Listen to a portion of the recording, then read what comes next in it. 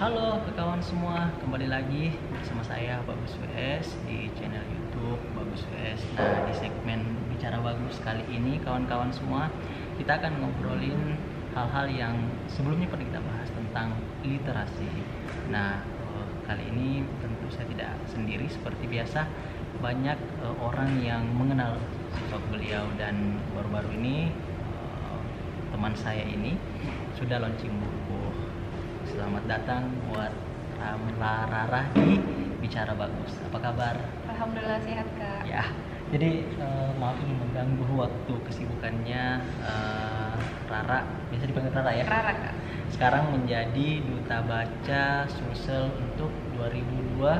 2025. Terima kasih sekali lagi sudah datang mau ngobrol bareng sama kita di Bicara Bagus. Nah, mungkin sebelum kita mengenal lebih jauh tentang ngobrol-ngobrol kita, itu judul bukunya apa lagi yang terbaru launching? Literasi Demokrasi, Duduk di Ruang Demokrasi. Literasi Demokrasi, Duduk di Ruang Demokrasi. Sepertinya bersinggungan tentang politik di tahun 2024 kayaknya kawan-kawan. Nah, mungkin izin kita berlanjut Kakak Rara, izin panggil Kakak Rara.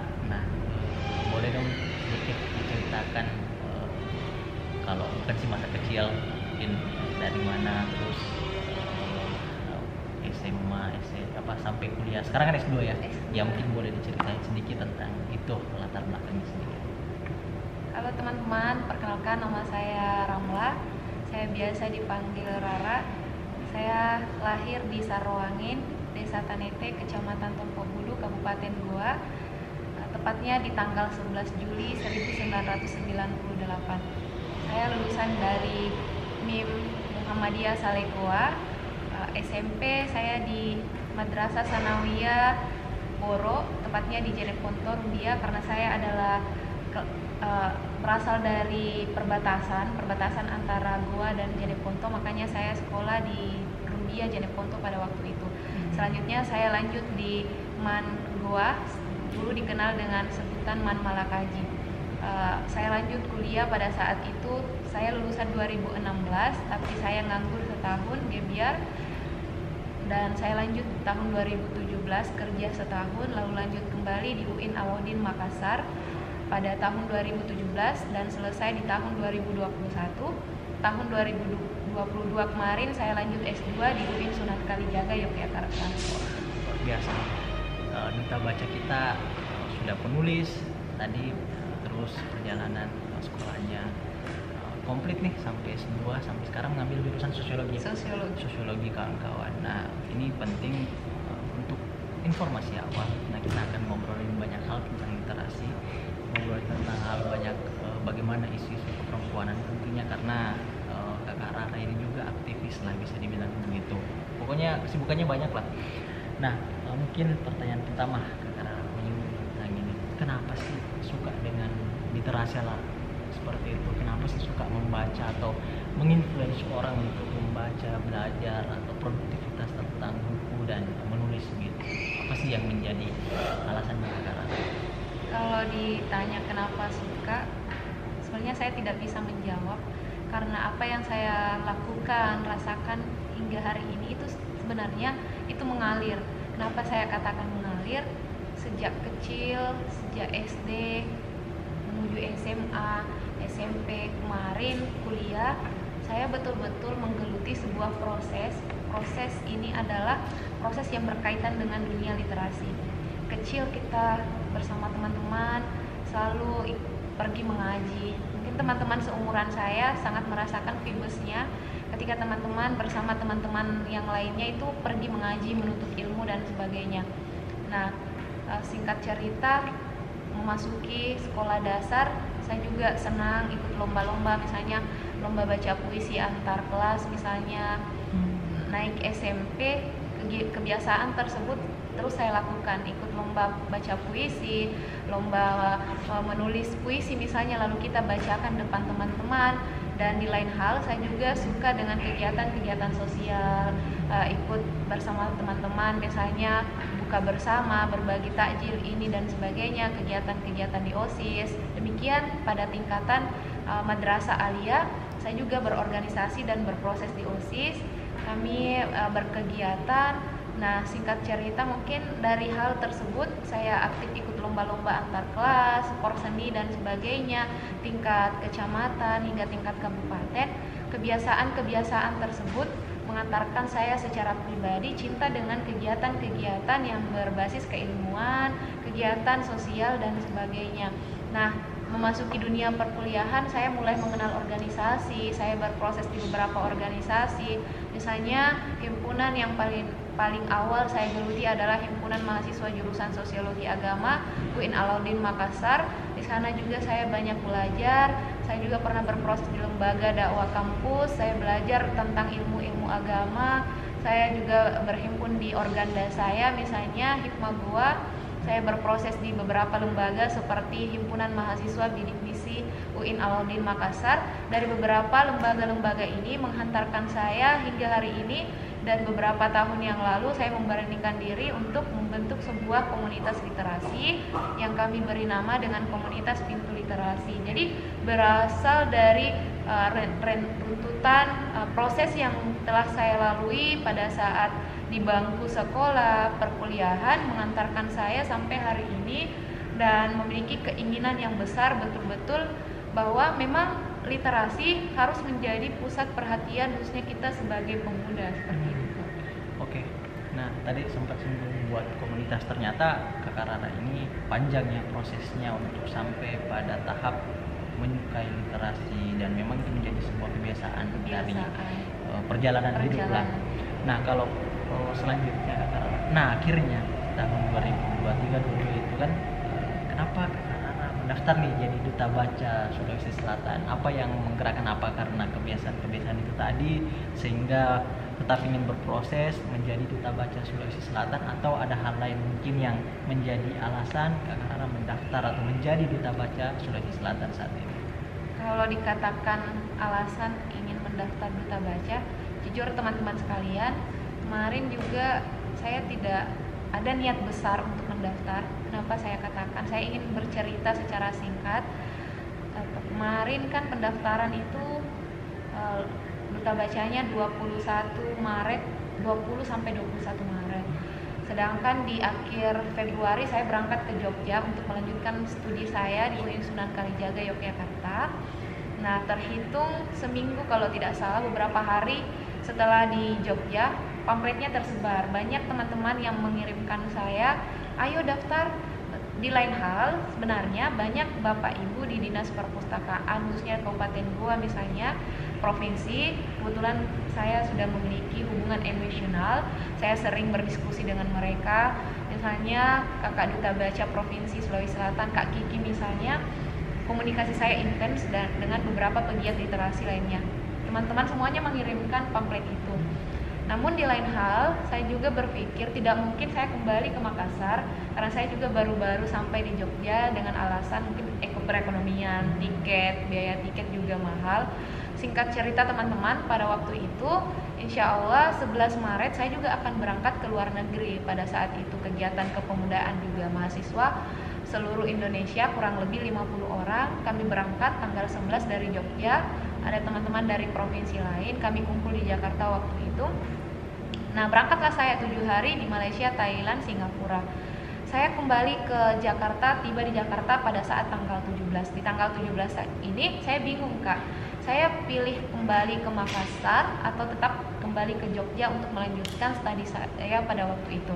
Nah, saya simpulkanlah saya kembali ke Makassar karena kebetulan itu menjelang ibadah puasa hari pertama. Nah, saya putuskan kembali ke Makassar karena memang kebiasaan saya sejak dulu saya sering bolak-balik Jogja, Kak. Sebulan di Jogja, saya kadang kembali ke Makassar ketika ada hal-hal yang urgent seperti itu. Nah, saya putuskan kembali ke Makassar, tiba di Makassar tanggal 18, tanggal 20 saya ikut seleksi pemilihan duta baca dengan persiapan yang begitu singkat. H-1 saya bersama teman saya ingat sekali print berkas-berkas saya dan persiapan seadanya seperti itu, dan saya lalui. Dan betul-betul ini adalah tanggung jawab dan amanah besar untuk saya sendiri. Tanggung jawab yang besar, kenapa saya katakan saya harus menghampiri 24 kabupaten kota kalau tidak salah seprovinsi Sulawesi Selatan, sedangkan kemarin juga sangat luar biasa ya teman-teman, finalis Duta Baca yang jumlahnya kurang lebih 32 orang, yang menurut saya mereka semua adalah orang-orang hebat. Apalagi yang juara 2, juara 3, juara 2 adalah mentor saya, juara 3 juga Masya Allah sekali. Dan saya merasa dan sangat bersyukur, poin utama yang saya dapatkan ketika terpilih menjadi Duta Baca adalah saya mengenal mereka semua orang-orang hebat yang menjadikan saya lebih bersemangat memberikan kontribusi nyata khususnya di dunia literasi. Karena kalau dikatakan duta sendiri, jujur Kak, saya kadang malu ketika dipanggil ibu duta seperti itu, kakak duta, karena saya merasa spek duta di diri saya tidak ada. Jujur teman-teman, dulu tuh saya tidak pintar make up, saya bukan tipikal perempuan yang mempedulikan penampilan. Akan tetapi semakin kesini, keadaanlah yang menuntut saya seperti itu. Dulu juga saya kalau boleh dikata saya lebih suka bergerak di lapangan.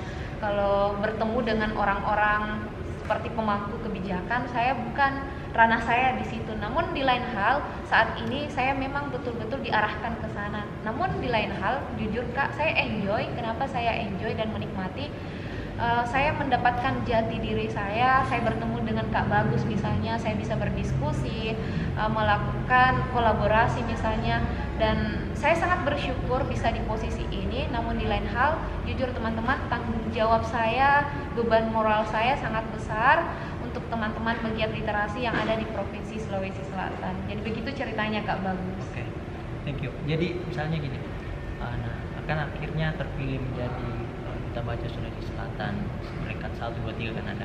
Nah, sebenarnya secara tugas besar atau tugas umum dari menjadi Duta Baca Sulawesi Selatan itu tadi karena sempat harus 24 kabupaten kita keliling gitu kan. Apa sih yang dikerjakan gitu menjadi Duta Baca Sulawesi Selatan? Dan setelah itu mungkin pertanyaan selanjutnya, mewakili luar negeri tadi itu dalam rangka apa? Jelaskan juga supaya ini bisa menjadi inspirasi ke adik-adik atau kawan-kawan yang lain bahwa di tengah banyaknya kesibukan kita juga bisa berkontribusi atau melakukan hal-hal yang positif gitu. Mungkin paling awal saya akan menjawab kenapa saya ke luar negeri kemarin. Sejak S1 Kak Bagus saya suka memang keluar daerah. Kemarin saya suka banget nulis esai, kerja tim dengan teman-teman LKTI. Jadi kemarin sebelum corona itu saya sudah mengunjungi beberapa kampus lomba esai karya tulis ilmiah, esai dan LKTI, kegiatan-kegiatan berskala nasional, bertemu dengan semua teman-teman. Kemarin sempat saya juga ke UGM, UIN Jakarta, dan terakhir itu sebelum corona di IAN Purwakarta. Nah, dari kebiasaan-kebiasaan tersebut kemarin juga agak menantang karena pada saat itu saya sudah magister. Saya ikut lagi kegiatan yang berskala internasional. Namun sebelumnya memang teman-teman, sebelum corona itu kami dan bersama teman-teman saya pernah mendaftar sebuah event itu ke Singapura pada waktu itu. Qadarullah corona Kak pada waktu itu. Paspor visa sudah ada tapi terkendala karena corona. Kegiatannya dipindahkan ke dalam di Papua kalau tidak salah, tapi saya dan teman-teman memutuskan untuk tidak ikut karena memang salah satu negara tujuan dan impian kami adalah Singapura, tapi ditunda karena corona. Karena di Singapura kemarin Kakak ketat sekali dan untuk memasuki Singapura itu sangat ketat. Nah, singkat cerita pada saat itu timingnya juga saya dapat, saya berniat meskipun ujiannya untuk ke sana misalnya saya harus mengumpulkan uang yang kurang lebih 7 juta kalau tidak salah. Saya masukkan proposal di berbagai instansi. Alhamdulillah adalah jalannya seperti itu meskipun harus berkorban uang pribadi, dibantu oleh orang tua dan sebagainya. Jadi teman-teman, sejak dulu memang saya sangat suka kesana kemari. Itu mungkin saya memutuskan untuk kuliah di Jogja karena saya sangat juga suka dengan dunia Jawa seperti itu. Salah satu daerah yang paling saya sukai adalah Jogja. Saya melihat banyak sekali hal-hal yang bisa kita tiru, kita bawa ke Makassar khususnya, kita terapkan dalam kehidupan sehari-hari kita, khususnya di dunia keilmuan seperti itu. Jadi kebiasaan-kebiasaan di S1, saya juga ingin membiasakan di S2 seperti itu. Meskipun umur saya yang boleh dikata tahun kemarin sudah 25 tahun, Di kegiatan itu Kak, bagus jujur, semuanya junior saya, rata-rata S1. Saya sendiri yang S2 dan saya merasa ketuaan di tempat itu, tapi saya mendapatkan banyak hal karena di kegiatan tersebut yang jumlahnya kurang lebih 52 orang, ada teman-teman dari UGM, Mapres UGM, Universitas Brawijaya dan sebagainya.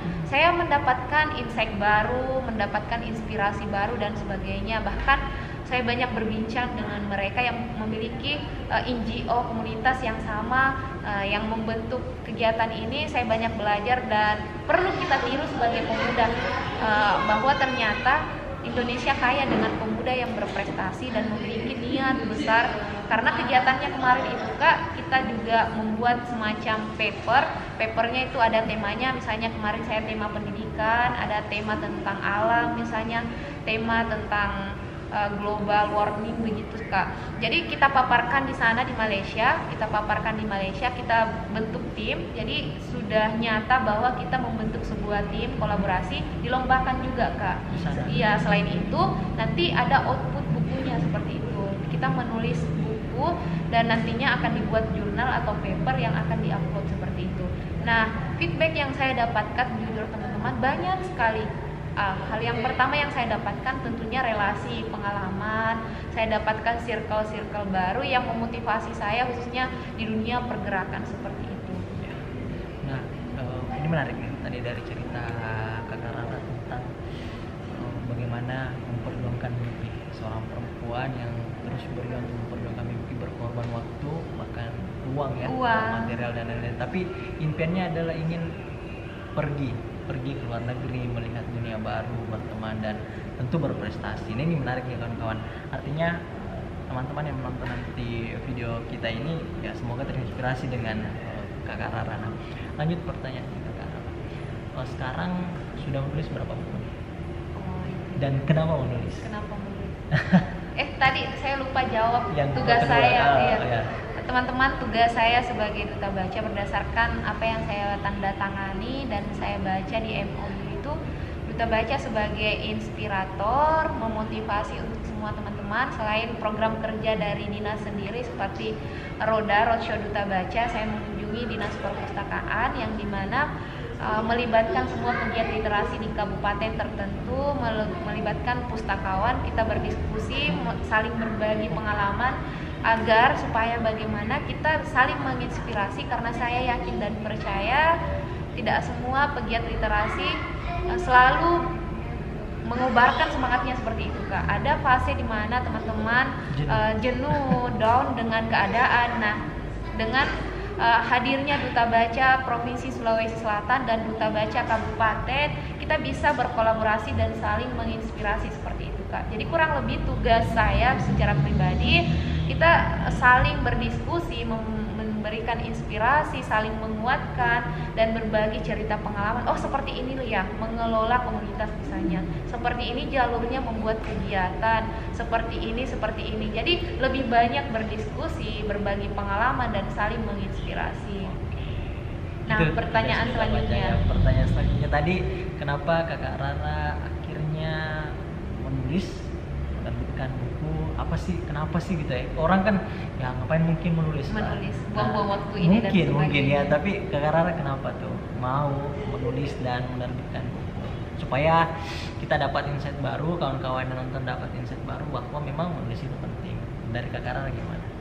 Sayang sekali ya Kak, saya lupa bawa bukunya.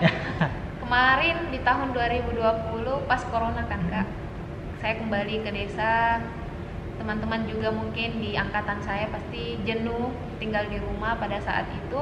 Saya tidak tahu apa yang akan saya lakukan. Meskipun di lain hal Kak, di tahun tersebut saya juga diangkat menjadi ketua Karang Taruna. Saya terpilih menjadi ketua Karang Taruna. Saya jualan juga dari rumah untuk mengisi kekosongan saya.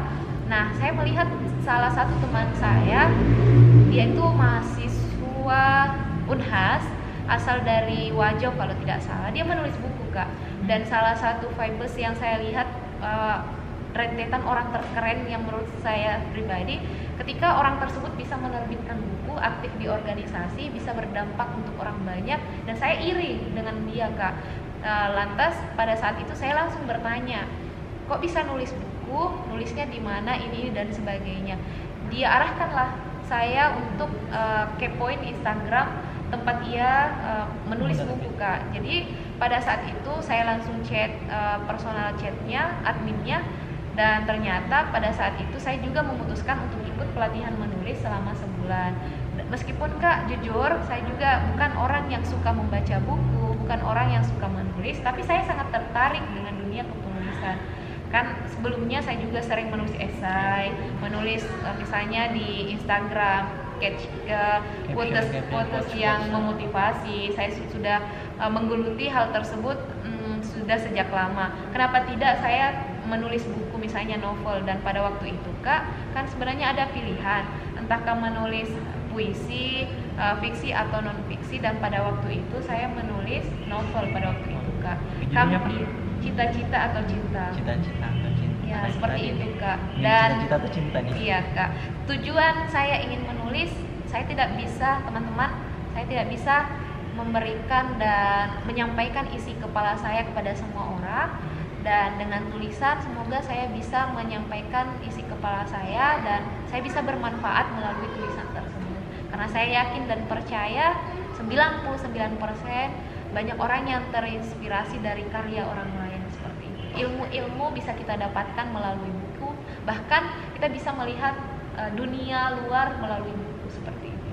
Sih, kalau yang itu saya sepakat bahwa buku adalah memang sebagai jembatan peradaban dunia kita berlangsung hari ini. Nah, itu tadi menarik. Jadi itu kan adalah bermanfaat untuk orang lain. Tapi dari proses menulis, dari proses membaca, apa sih yang menjadi menjadi insight dari Kak Rara dan mengapa itu penting? Maksudnya manfaat yang didapatkan Kak Rara dari menulis, membaca buku misalnya untuk pribadi diri sendiri apa? Supaya kawan-kawan juga ternyata membaca buku itu sebenarnya asik, memberikan wawasan luas atau apa gitu. Kak Rara sendiri bagaimana? Kalau saya sih Kak, wawasan atau inspirasi untuk saya sendiri di dunia kepenulisan, saya selalu merasa bodoh seperti itu Kak. Semakin saya banyak membaca buku, jujur teman-teman, saya bukan orang yang rajin membaca buku, saya lebih suka membaca secara digital, PDF, status-status orang. Tapi saya selalu belajar membaca Al-Quran misalnya. Kita sebagai umat Islam wajib banyak membaca Al-Quran dan memaknai Al-Quran seperti itu. Banyak membaca buku tentang sirah nabawiyah misalnya, buku yang berkaitan tentang Islam misalnya, mazhab-mazhab perjalanan. Iya Kak. Nah, hal yang selalu menginspirasi saya untuk menulis, membaca adalah ketika saya menulis saya selalu merasa bodoh. Ketika saya menulis jujur teman-teman, di buku pertama saya banyak kekurangannya dan masih banyak sekali typo-typonya. Dari hal tersebut Kak, saya selalu ingin melahirkan buku dan buku. Saya ketika membaca buku, misalnya membaca buku ini, pastinya saya selalu merasa haus ilmu seperti itu. Ternyata oh iya ya, rasa penasaran saya selalu timbul seperti itu. Jadi ada yang namanya rasa penasaran, rasa ingin terus memperbaiki. Ketika kemarin saya membaca misalnya sirah nabawiyah, perjalanan Rasulullah, besok saya pastinya mau membaca lagi kelanjutannya bagaimana sahabat Rasulullah menyebarkan agama Islam seperti itu. Jadi berkesinambungan seperti itu Kak. Ketika rasanya itu kita selalu penasaran. Hari ini saya membaca buku jilid 1-nya, besoknya saya harus membaca jilid 2-nya seperti itu. Jadi timbul rasa ingin belajar ketika saya menerbitkan buku Cita-Cita atau Cinta di tahun 2020. Jujur Kak, saya selalu ingin menerbitkan buku, tapi di lain hal rasa mager, jenuh pasti selalu menghampiri teman-teman. Saya yakin dan percaya ini selalu dirasakan oleh teman-teman semuanya yang menggeluti dunia kepenulisan seperti itu Kak. Oke, menarik nih. Ada rasa penasaran ternyata dengan buku dan yang lainnya. Oke. Terus misalnya kita masuk ke fase Kak Rara membentuk atau membuat komunitas Pintu Literasi. Apa sih tujuannya membuat komunitas itu? Ini lebih duluan menjadi duta baca kah atau sebelumnya memang sudah ada komunitas tersebut? Alasan saya membentuk komunitas Pintu Literasi, lagi-lagi saya tidak memiliki alasan Kak. Tapi timbul dari sebuah permasalahan. Pada waktu itu tahun 2019 memang sudah ada niat. Dari permasalahan lagi Kak, saya melihat banyak adik-adik di kampung saya sendiri semacam butuh sosok pemuda yang bisa mengajar mereka. Misalnya depan rumah saya kan masjid Kak, banyak anak-anak yang belajar di sana. Nah, di lain hal saya juga di waktu kosong saya, waktu luang saya mengajar mereka mengaji misalnya. Saya berikan mereka motivasi, misalnya kalau mau jadi orang hebat, misalnya kita kan sebagai seorang kakak biasanya doktrin mereka. Kalau mau jadi Jokowi, Bapak Jokowi misalnya, mau seperti Bapak B.J. Habibie, kita harus banyak belajar, banyak membaca. Nah, seperti itu Kak. Tibalah di tahun Corona 2020, saya juga jenuh seperti yang saya katakan tadi. Saya jenuh melihat keluarga saya, keponakan-keponakan saya main HP terus, main YouTube, ada sepupu-sepupu saya yang main game, dan saya membayangkan apa yang terjadi beberapa tahun ke depan ketika aktivitas ini terus dilakukan oleh generasi muda. Yang beda dengan masa saya, yang dimana masa saya kita sibuk bermain dengan teman-teman, ke sungai, ke kebun. Nah, kita harus diperhadapkan dengan permasalahan tersebut, dan ternyata kuncinya adalah rendahnya minat literasi, baik orang tua, anak-anak, ini dan sebagainya. Dan tugas ini bukan hanya menjadi tugas pemerintah ternyata Kak. Saya memahami tugas ini adalah tugas bersama. Selain tugas pemerintah, guru di sekolah, pemerintah, orang tua, teman-teman pegiat literasi. Nah, kita harus berkolaborasi untuk mementaskan permasalahan tersebut. Nah, saya membentuk pada waktu itu komunitas Pintu Literasi, yang dimana saya sudah menjabat sebagai ketua Karang Taruna. Dan ujiannya juga lumayan sih Kak, karena pada saat saya dan teman-teman yang saya ajak beberapa orang ini membentuk sebuah komunitas literasi ini, banyak yang mengatakan saya menciptakan komunitas literasi ini hanya untuk untuk menyaingi Karang Taruna, menjadi organisasi oposisi dari Karang Taruna dan desa seperti itu. Namun Kak, saya selalu berprinsip, meskipun ada yang mengatakan seperti itu, ada yang menyerang kami, saya tetap optimis untuk berkegiatan di komunitas literasi. Dan alhamdulillahnya mungkin karena niat baik Kak, saya mulai mencari jejaring teman-teman yang bergelut di literasi. Saya mulai cari tahu hingga akhirnya saya diantarkan oleh keadaan ikut pelatihan-pelatihan sampai komunitas kami mendapatkan bantuan. Kami ikuti reses, kami sampaikan kepada Bapak dan Ibu Dewan bahwa kami punya komunitas, tapi aktivitas di komunitas itu terhambat karena belum adanya fasilitas, sarana dan prasarana. Dan alhamdulillahnya di tahun 2022 kalau tidak salah komunitas kami mendapatkan bantuan. Alhamdulillah juga saya memiliki kedai yang saya beri nama Kedai Literasi, adalah secret untuk teman-teman. Tempat jualan saya juga jualan minuman dan makanan kekinian seperti itu, dan banyak dilirik juga Kak. Bahkan banyak pegiat-pegiat literasi, kami bersama teman-teman pengurus melaksanakan beberapa event kegiatan tahunan, mengajak adik-adik untuk berkunjung, baca buku dan mendongeng, dan kegiatan-kegiatan lainnya kami laksanakan di Kedai Literasi ini. Itu tadi yang disampaikan politis kan ya, oposisi dan lain-lain. Oposisi dan lain-lain. Itu sih agak anomali bagi saya tentang disaingi dan lain-lain, politisme dan lain-lain, itu sih agak jauh lah. Tapi di komunitas ini, di Pintu Literasi, coba dijabarkan apa sih selain yang tadi disebutkan, apa yang dilakukan di sana. Dan memang dia segmennya adalah anak-anak sini ya, belajar, menambah ilmu, membaca dan lain-lain, mempengaruhi mereka bahwa kita harus rajin belajar untuk mencapai kesuksesan seperti itu. Apalagi sih programnya di sana? Banyak sekali Kak, tapi sejauh ini kami juga masih belajar dengan teman-teman yang ada di luar sana. Teman-teman bisa lihat di akun Instagram kami aktivitas-aktivitas kami Pintu Literasi. Selain kegiatan belajar, kami juga ada beberapa kegiatan rutin kami itu sedekah duafa. Tiap bulannya kami menyalurkan sedekah duafa dalam bentuk sembako atau uang untuk masyarakat kurang mampu. Kami menyisir 6 desa, 2 kelurahan di Kecamatan Tompobulu. Di lain hal juga kami kadang membantu orang-orang yang berada di luar Kabupaten Goa, entahkah kami sistemnya itu transfer dan sebagainya. Itu yang kami lakukan sejak tahun 2021 hingga hari ini. Dan kami memiliki donatur tetap, misalnya satu orang donatur ini biasanya setiap bulannya menyetor 20.000, 10.000, pengurus pun demikian. Kami punya donatur tetap, misalnya mereka menyumbangkan 100.000 misalnya per setiap bulannya. Nah, inilah yang teman-teman di komunitas Pintu Literasi kelola. Nah, program kerja lainnya Kak, kami juga aktif melaksanakan kegiatan Go to School di sekolah pelosok dan rumah baca yang ada di Kecamatan Tompobulu. Kami juga ikut berkolaborasi dengan pihak kesehatan, puskesmas.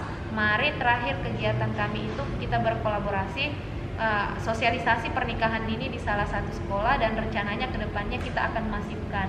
Kebetulan teman-teman, kita juga memiliki duta baca Kecamatan Tompobulu, dan duta baca ini inisiasi dari komunitas Pintu Literasi. Nah, selain itu, selain kami fokus di anak-anak, kita juga fokus di pemudanya Kak, di pengurusnya.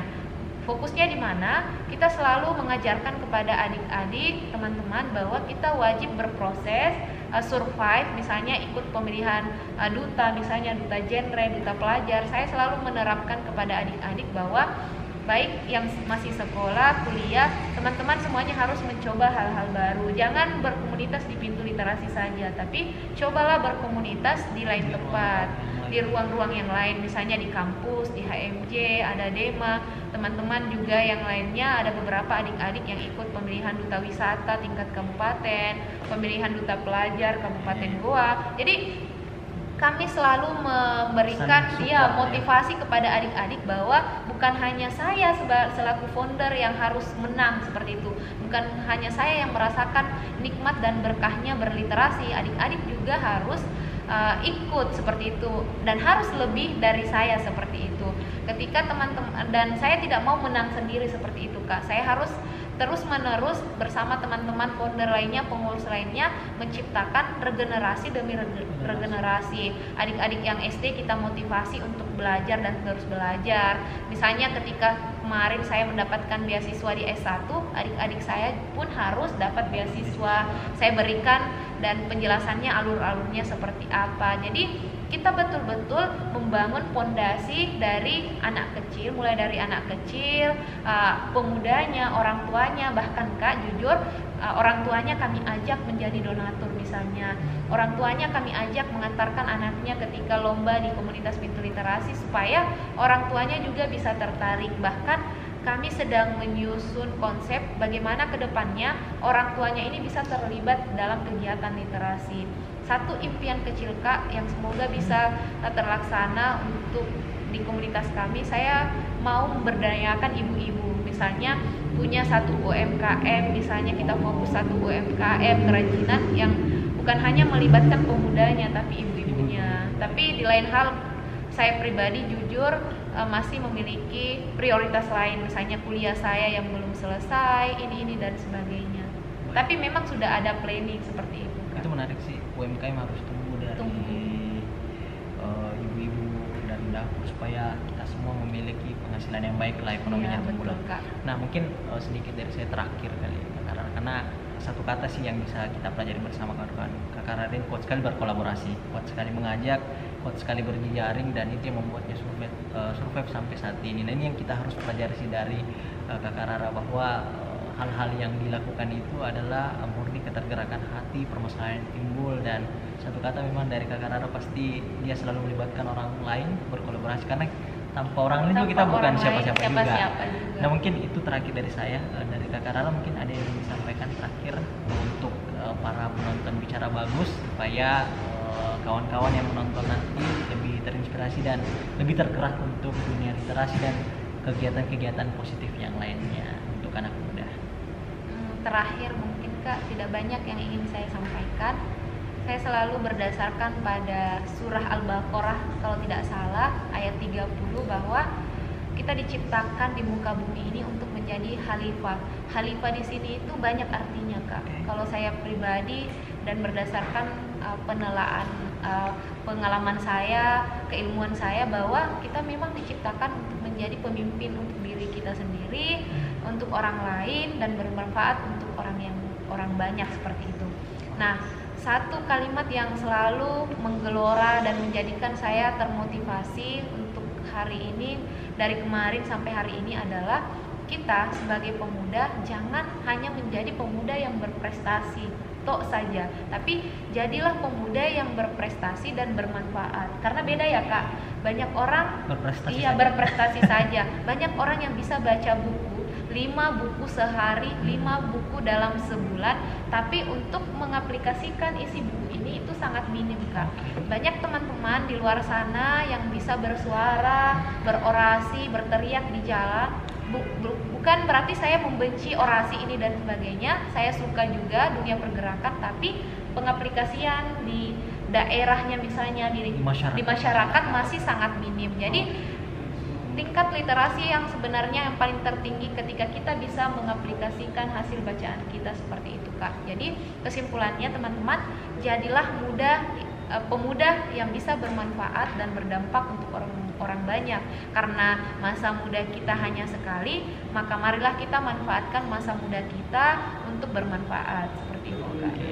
Wah, keren sekali nih kawan-kawan. Tapi sayang sekali kita dibatasi waktu. Nah, mungkin sekali lagi terima kasih Kakak Rara atas waktunya, bincang-bincangnya. Semoga apa yang kita lakukan hari ini dapat menembus ruang-ruang media sosial dan itu bisa menjadi manfaat, menginspirasi orang lain. Tentunya di Bicara Bagus. Nah, mungkin terakhir dari saya ingin berterima kasih kepada Perpustakaan Kabupaten Goa. Ini kita lagi ngambil gambar di Perpustakaan Kabupaten Goa dan sangat keren. Saya tadi lihat, waduh, ini bukan perpustakaan sih, ini mirip-mirip kafe-kafe ini, dan konsepnya sangat menarik dan membuat nyaman untuk membaca dan melakukan aktivitas produktif lainnya. Mungkin itu saja. Sekali lagi Kakak Rara terima kasih sudah mau ngobrol di Bicara Bagus. Sampai jumpa di ngobrol-ngobrol dan diskusi kita lainnya, dan terus bersemangat, terus berliterasi, jangan pernah berhenti untuk bermanfaat dan berbagi. Salam literasi, saya Bagus WS, Kakak Rara, Duta Baca Sulawesi Selatan 2023. Terima kasih, sampai jumpa di Bicara Bagus yang lainnya. Assalamualaikum warahmatullahi wabarakatuh.